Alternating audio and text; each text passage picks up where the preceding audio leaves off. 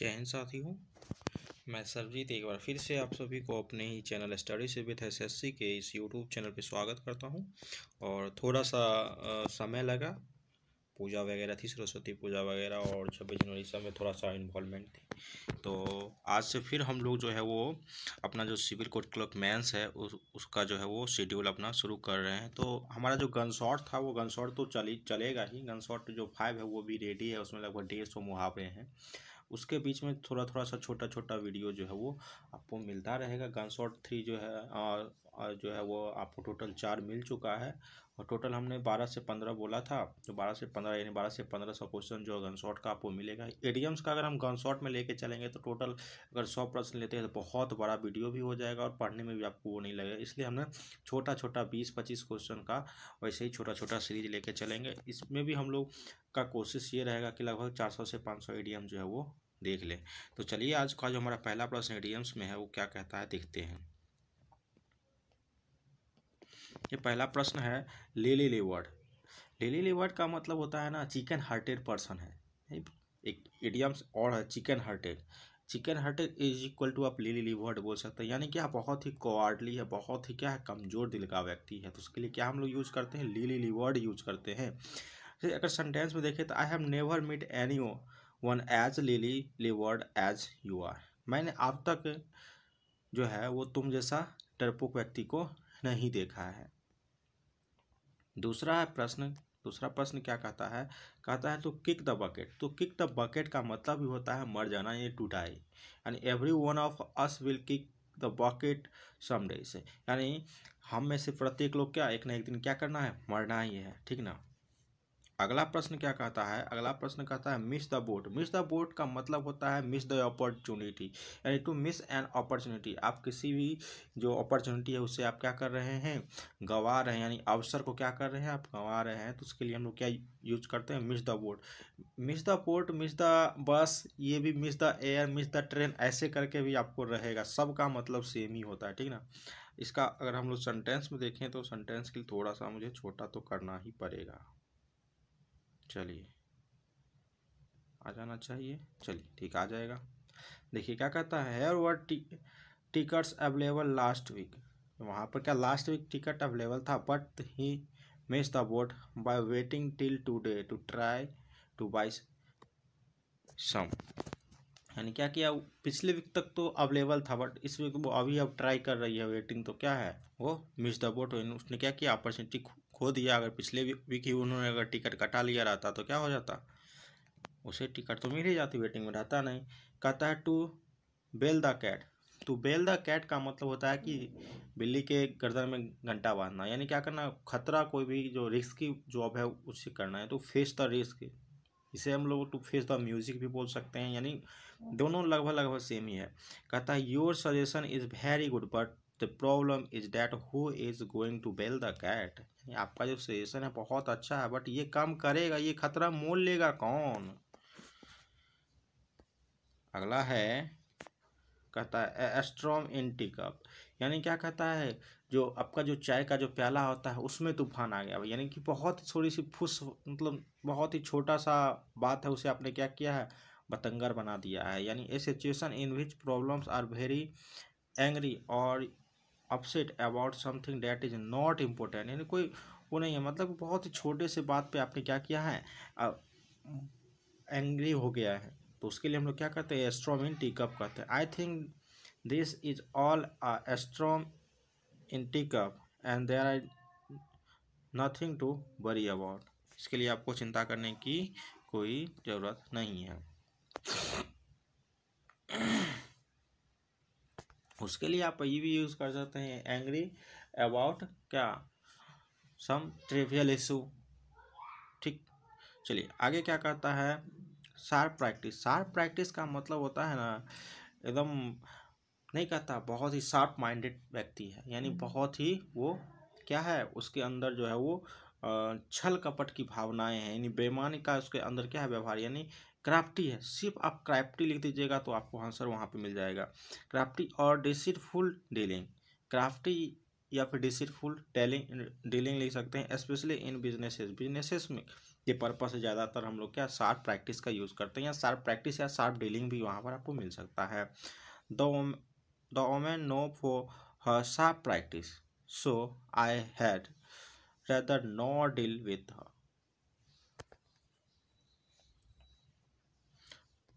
अगला कहता है rule to roots roost. Rule to roost इसका मतलब होता है किसी का क्या वर्चस्व होना, यानी कोई क्या किसी पे वर्चस्व कर रहा है, टू डोमिनेट यानी प्रभुत्व रखना। In his family it is his grand mother who rule to roast. नहीं कहता वो क्या करती है, अपने उसकी जो ग्रैंड मदर है यानी दादी जो है वो उसके फैमिली में ही रूल करती है, यानी सब पे क्या डोमिनेंट है वो। कहता है keep someone eight arms length, यानी किसी से आप क्या करें थोड़ा सा दूरी बना के रखें, यानी दोस्ती की जो भावना है ना उसे न पनपने दें। यानी यहाँ पे देखिए to not allow someone to becomes too friendly with you, यानी मित्रता न करना, ठीक ना। इसके लिए अगर आप लोग सेंटेंस की अगर उन लोग बात करते हैं तो देखिए सेंटेंस यहाँ पर क्या है, कहता है they no longer trust her and are keeping her at arms length. वो जो है उस पर ज़्यादा दिन तक ट्रस्ट नहीं कर सकते और वो क्या उससे दूरी बना रहे हैं, यानी उससे मित्रता वो नहीं कर रहे हैं। इसका पीडीएफ जो है आपको स्टडी सी विद एसएससी के टेलीग्राम चैनल पर मिल जाएगा, वीडियो के डिस्क्रिप्शन में जो है वो आपको लिंक मिल जाएगा। आगे क्या कहता है, अगला प्रश्न है to tie someone up in notes.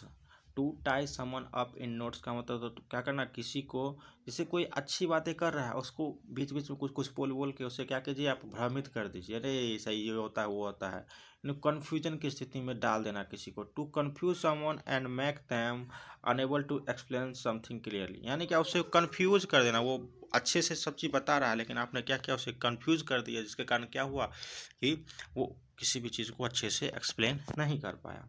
The interviewer tied off in notes by asking tricky question। जो इंटरव्यूअर था उन्होंने क्या किया, भ्रमित कर दिया एक ट्रिकी क्वेश्चन पूछकर। अगला कहता है scrap the barrel. Scrap the barrel का मतलब होता है सबसे जो आखिरी दाव पेच है वो कर रहे हैं, यानी आपके पास जो सबसे लास्ट में जो ऑप्शन है उस ऑप्शन का आप यूज़ कर रहे हैं, तो उससे हम लोग क्या करते हैं स्क्रैप द बैरल, यानी आपके पास अब कोई चांस नहीं है, आप यही कर ही सकते हैं। To do something that you do not want to do, जिसे आप करना नहीं चाहते, because you have no other option, क्योंकि आपके पास कोई ऑप्शन नहीं है, लेकिन फिर भी आपको क्या मजबूरी में वो काम करना पड़ रहा है। Sonali was scraping the barrel when she had to live for 6 months with her friends when she lost her job। Dime a dozen. Dime a dozen का मतलब होता है एकदम साधारण, एकदम कौड़ी के भाव में किसी चीज़ को अगर आप सेल कर रहे हैं तो क्या कहता है डाइम अ डजन चीज़ है ना, ठीक ना, बहुत ही सिंपल और साधारण, वेरी कॉमन है, बहुत ही कॉमन है, and of no particular value, उसका कोई भी मूल्य नहीं, एकदम कौड़ी का भाव है, ठीक ना। कहता है cheap watches like this flooded the market, you can get them dime a dozen. अगला कहता है beat about the bush. Beat about the bush का मतलब होता है ना कि जो मेन मुद्दा है उस पर नहीं आना, to avoid getting to the point of an issue. To avoid getting to the point इतना भी लिख दीजिएगा तो आपका मार्क्स जो है वो मिल जाएगा। पॉइंट लिखे या फिर क्या लिखे इशू लिख दीजिएगा वो भी चल जाएगा। कहता है quit beating around the bush and say what's on your mind. चलिए कहता है to prime the pump. To prime the pump इसका मतलब होता है स्टिमुलेट द ग्रोथ, यानी क्या कहता है किसी भी चीज़ को प्रोत्साहन कर रहे हैं ना, उससे हम लोग कहते हैं to prime the pump, to stimulate growth और success of something by doing something, यानी आप कोई ऐसा उसे बीच में उकसा दिए जिससे क्या हो गया उसका जो ग्रोथ है उसके अंदर जो उसकी जो भावना है वो क्या हो जाएगा, पनप जाएगा। Usually supplying it with money. Generally कहता है कि आप मनी के सेंस में इसका यूज़ किया जाता है, बट आप इतना ही लिख कि स्टिमुलेट टू ग्रोथ और सक्सेस, इतना में भी क्या आपका काम बन जाएगा। Spring is the time when government primes to pump to her farmers prepare that fields। आगे हम लोग देखते हैं अगला प्रश्न क्या कहता है। अगला प्रश्न कहता है back against the wall. Back against the wall का मतलब होता है be in difficult situation from where escape is difficult, यानी आप ऐसे सिचुएशन में आप बंद गए जहाँ से आप क्या भाग नहीं सकते हैं, तो उसके लिए हम लोग क्या यूज करते हैं, बैक अगेंस्ट द वॉल। यानी I wish I could help you but my back is against क्या, the wall, because I does not get paid for 2 more weeks। 2 weeks से क्या मुझे कुछ भी रुपया नहीं मिला, इसलिए मैं आपकी सहायता नहीं कर सकता, हमारी सिचुएशन ही ऐसी है। To walk on the air. To walk on the air का मतलब होता है ना बहुत ही ज़्यादा एकदम खुशी रहना। तो ध्यान रखिएगा, एक to walk on the air, to एक होता है टू एज्यूम एयर, दोनों अलग अलग है, ठीक ना। एज्यूम एयर का मतलब होता है अपने आप को सुपीरियर किसी के सामने बताना, ठीक ना। क्या कहता है, to walk on the air मतलब टू फील एक्सट्रीमली एक्साइटेड और happy. After he won the election he was, या फिर डायरेक्ट आप वाज वॉकिंग ऑन एयर, क्योंकि कोमा यहाँ पर लग गया है, कोई दिक्कत नहीं है। Bad iron. बैड आयरन का मतलब होता है ना बैड लक, यानी आपका किस्मत क्या है, खराब है। I have been having a bit of bad iron so far this morning.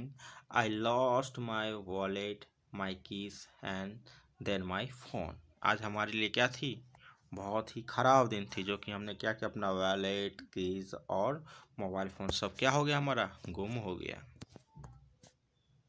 Bye the skin of your teeth मतलब बहुत ही नैरो चीज़ से आप बचे हैं, ठीक ना, बहुत ही मुश्किल से, या फिर बिगिनिंग में भी इसका यूज होता है। By the skin of your teeth just barely by a very narrow margin. लिख दीजिएगा सिर्फ इतना, by a very narrow margin, इतना पे आपको क्या हो जाएगा, आंसर मतलब जो है मिल जाएगा, बड़ी मुश्किल से। I ran into the airport and caught the plane by skin of my teeth. बहुत ही समय से मैंने क्या किया, जो अपने जो फ्लाइट थी उसे हमने क्या किया, पकड़ पाया। अगला जो प्रश्न कहता है through thick and thin. Through thick and thin का मतलब होता है क्या, किसी भी तरह से कोई भी हालत में, ठीक ना, अंडर ऑल सर्कमस्टांसेस या नो मैटर हाउ डिफिकल्टी, यानी किसी भी हालत में, बाय हुक्स एंड क्रूक, यानी किसी तरह से आप जो कोई काम कर लेते हैं तो उसे क्या कहते हैं, through thick and thin. My best friend has supported me through thick and thin, यानी वो किसी भी हालत में हो मुझे क्या करता है, सपोर्ट करता है। Blessing in disguise. Blessing in disguise का मतलब होता है ना दुख के भेष में सुख होना, यानी क्या, अगर हम आपको कुछ बोल रहे हैं तो उस समय आपको तो तीखा वर्ड लग रहा है, लेकिन आगे जाके आपको लगा नहीं उन्होंने कहा था, भले ही मुझे उस समय क्या तीखा वर्ड लगा था, लेकिन वो हमारे भलाई के लिए ही उन्होंने कहा था। यानी समथिंग दैट सीम्स बैड और unlucky at first but cause something good to happen later, यानी बाद में वो जाके वो क्या आपको बहुत ही आपको खुशी देगी। यानी being laid off was blessing in disguise with a month I got much better job। यानी जिस समय उन्होंने जॉब छोड़ा था उस समय क्या था, उसे तो दुख हुआ था, लेकिन कुछ दिन के बाद क्या उसे एक बहुत ही बढ़िया जॉब मिल गई, तो उसके लिए क्या हो गया, ब्लेसिंग इन डिस्गाइज हो गया। To be in two minds. यानी to be in two minds का मतलब ही होता है असमंजस की स्थिति में होना, यानी टू बी क्या अनसर्टेन, अरे करे कि ना करे, करे कि ना करे, नहीं वैसी वाली स्थिति, तो उसे हम लोग क्या कहते हैं, to be in two minds. I was of two mind about whether और not to come his morning. उस सुबह हम आए कि ना आए, हमने क्या है दुविधा वाली स्थिति में है। तो आज के लिए इतना ही था, हमने 20 ही लिया था इडियम्स, 20 इडियम्स लिया था, ठीक ना। और इसे क्या करना है, आपको कॉपी पे लिखना है और इसे आप प्रिंट आउट आप मत करवाइए, क्योंकि इसी में 20/21 से फिर हम लोग कंटिन्यू करेंगे। और जितना होगा, जैसे एग्ज़ाम का जैसे डेट आ जाएगा ना, तो वहाँ पे हम लोग फिर स्टॉप कर देंगे और उसका हम आपको प्रिंटेबल फॉर्म जो है आपको प्रोवाइड करवा देंगे, उससे आप प्रिंट करवा लीजिएगा। बाकी इस PDF को आपको ज्वाइन लेना है तो आप हमारे टेलीग्राम चैनल से जुड़ सकते हैं। नए हैं तो लाइक शेयर और सब्सक्राइब जरूर कर दें। आज के लिए इतना ही, जाएँ।